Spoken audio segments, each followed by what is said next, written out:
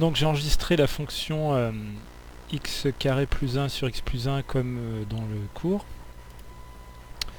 Ici, et je mettrai un lien vers la vidéo. Et donc l'idée c'est d'abord que r est privé de moins 1 puisque le dénominateur ne doit pas s'annuler. Et ce qu'on va regarder c'est plutôt les limites en plus l'infini. Donc le fait que ça s'annule en moins 1 n'est pas vraiment un souci. Nous on a vocation à aller vers l'infini, donc des valeurs très grandes. On peut supposer qu'on est dans l'intervalle par exemple 0 plus l'infini par exemple.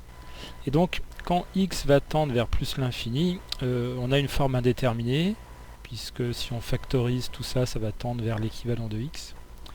Et donc je voulais vous montrer une chose sur le plan géométrique, sur le plan graphique, c'est que si je dézoome, au bout d'un certain temps, ici je suis dans un facteur 200 par rapport au début, j'ai l'impression d'avoir une fonction linéaire en fait. Et donc l'idée c'est que quand on tend vers l'infini, cette espèce d'aspect d'agrandissement ici donne l'impression que la courbe se comporte comme une fonction affine. Alors c'est pas une fonction affine puisque quand je zoome avant, je vois qu'il y a ce phénomène autour de moins 1, la fameuse valeur exclue. Quand je m'approche de moins 1 par valeur supérieure, je vais vers plus l'infini.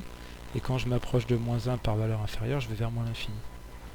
Mais en dehors de cette petite on va dire irrégularité de la fonction, quand on dézoome, elle se comporte exactement, a priori, comme une fonction affine. Alors en fait, elle se comporte effectivement comme une fonction affine, elle se comporte comme la fonction x égale, y égale x moins 1.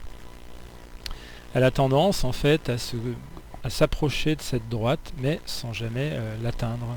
On le voit ici, elle est au-dessus, ici elle est en dessous, la fonction. Et ce qu'on va essayer de montrer, c'est que la fonction, la distance entre la fonction qui est en vert ici et la droite en noir, tend vers 0.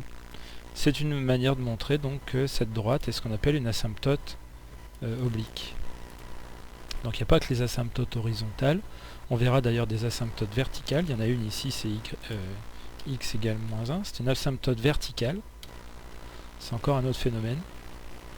Mais donc en l'infini, on peut avoir ce phénomène d'asymptote oblique.